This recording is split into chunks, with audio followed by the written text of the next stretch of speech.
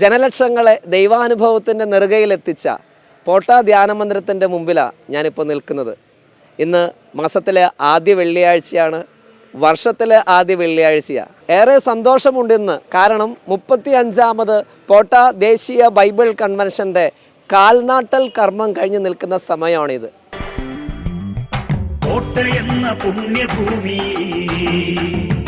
വചനമാരി പെയ്തിറങ്ങവേ, കോട്ടയെന്ന പുണ്യഭൂമി വചനമാരി പെയ്തിറങ്ങവേ, ജനപ്രളയമായി മാറിടും convention ആഗതമായി, ജനപ്രളയമായി മാറിടും convention ആഗതമായി, അത്ഭുതമഴനീടാൻ സൗഖ്യം വിതറിടാൻ കർത്താവേ നീ വരണമേ.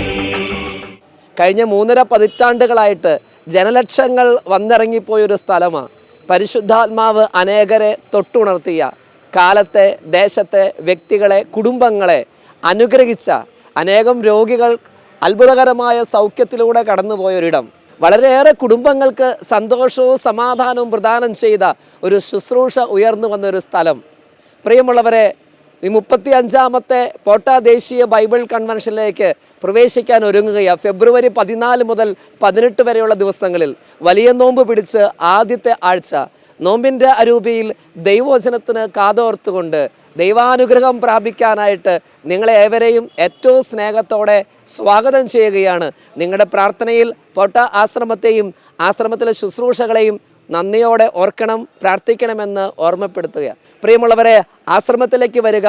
14 മുതൽ 18 വരെ നമുക്ക് ഒരുമിച്ച് പ്രാർത്ഥിക്കാം, ഒരുമിച്ച് ശുശ്രൂഷയുടെ ഭാഗമായി മാറാം. ഇനി ദൂരങ്ങളിലുള്ളവർക്കാണെങ്കിൽ വീടുകളിലിരുന്ന് പോട്ട വിഷൻ യൂട്യൂബ് ചാനലിലൂടെയും മൊബൈൽ ആപ്ലിക്കേഷനിലൂടെയും ഈ ശുശ്രൂഷയുടെ ഭാഗമാകാം. ഗുഡ്നസ് TV ലൈവിലൂടെ ഇതിൻ്റെ ഭാഗമായിട്ട് നിങ്ങൾക്ക് മാറാം.